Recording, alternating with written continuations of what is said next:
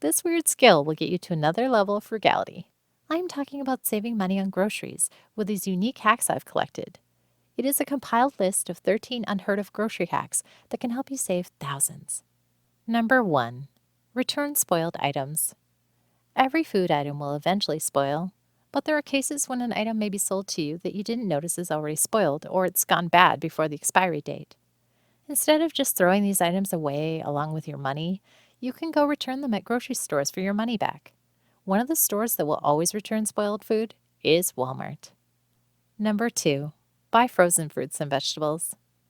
All fruit and vegetables we have access to in the stores are seasonal, which is why during some seasons, like the winter, the prices of certain fruits and vegetables can be a few 100% higher than during the summer seasons. During these times when fruits and vegetable prices are soaring, consider buying them frozen because they don't usually shift in price. Number 3. Shop at home. Before you even consider going to the store, look in your pantry, fridge, and freezer first. It's so common for items that we may have bought in bulk or on sale to be put in a freezer and get totally forgotten. For most people, doing a monthly check of your pantry, fridge, and freezer will suffice to make sure that you use what you have first. If you have items that you don't think would cook well together and you don't trust enough in your culinary abilities to experiment, then do a quick search on Google, listing the items you have, followed by the word recipes, to see what other people have done. If you're someone who's really organized, then consider keeping track of all your food through an Excel sheet or journal. You can write down when you bought the item, what items you have, and how many of each. Then, as you use it up, write it down and keep track so you're always on top of using what you have first. Number 4. Compare fixed and variable produce prices. Most of the time, buying produce individually costs more. However, there will be times when you save more money by purchasing the produce you bag yourself instead of the pre-bagged ones. To find out which price is lower, you must check the price per unit. A place like Walmart makes it very clear on its website or app to see the exact price per unit. A thing to look out for, though, is that they may use different units of measurement, like dollar per ounce versus dollar per pound. If you don't know how to unit convert, then just do a quick Google search typing ounce to pound conversion. Number 5. Bring your own bags. Believe it or not, there are some stores that pay you to bring your own bags. One of these known stores is Kroger's.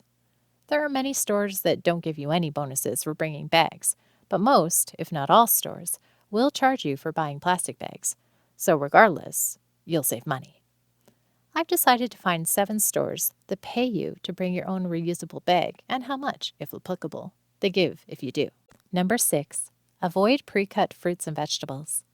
Just like in a restaurant, the more processing and work that goes into an item, the more expensive it is. So you shouldn't be surprised to find out that the price may even be up by 500% than buying it whole.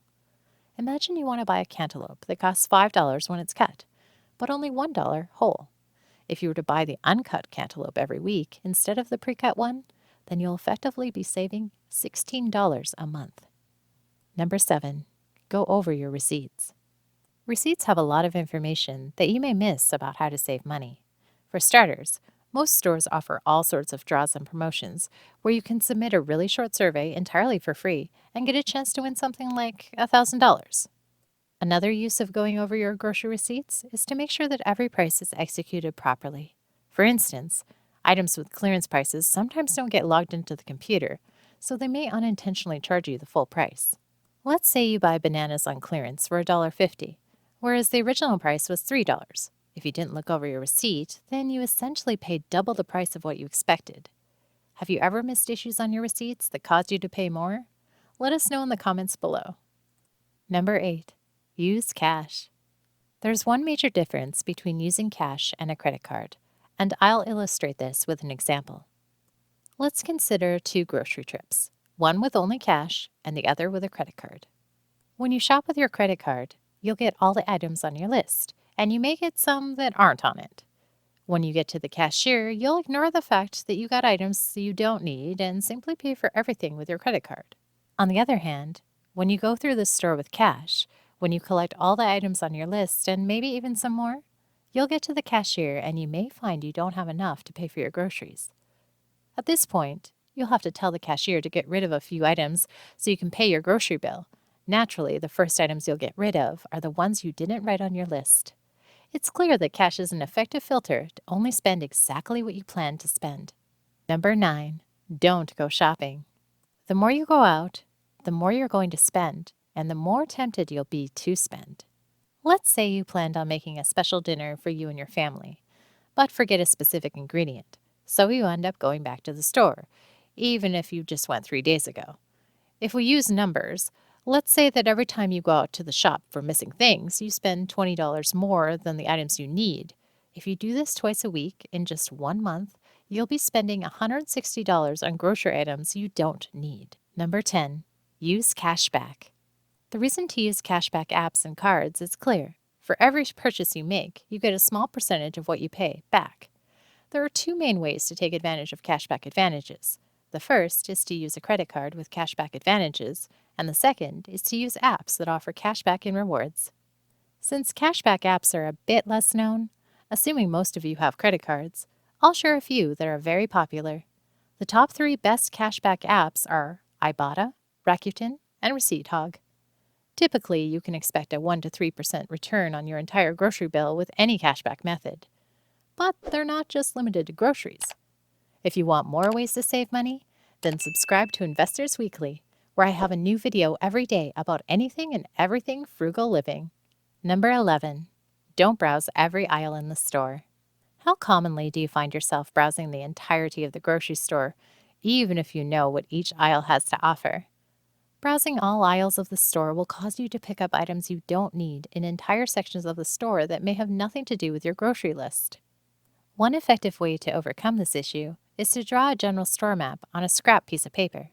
After that, write out your grocery list and mark down the aisles that you need to visit. This way, when you go to the grocery store, you can bring your map and your list to have a clear visual of what aisles you need to stay away from when you go shopping. Number 12. Get the largest bag of produce. Many stores offer prepackaged produce at a fixed price at a target weight. What you may not know is that these bags of produce are approximate estimations in terms of weight. For example, a 2.5-pound bag of onions may cost $2.50, but the actual bag of onions may only weigh 2.3 pounds. Fortunately, most grocery stores will have a scale in sight. So, what you can do to save up the most money is to weigh out each bag of produce you're looking for to get the best value. What you're looking for is the largest weight. What did you think of these frugal grocery hacks? After watching the last and most valuable one, let us know your favorite in the comments below. Number 13. Shop online. Shopping for groceries online can help you curb any impulsive spending and allows you to take the time you need to make your order, causing you to save the most money. One of the great things about online shopping is that you can use other frugal habits to assist in lowering your spending. For instance, you can use a time filter to make sure you're only buying items you need. Another great use of online shopping for groceries is that you can turn your entire online shopping cart into your grocery list. Anytime you need an item, you can just open the app and place the item in your cart until you're ready to make an order.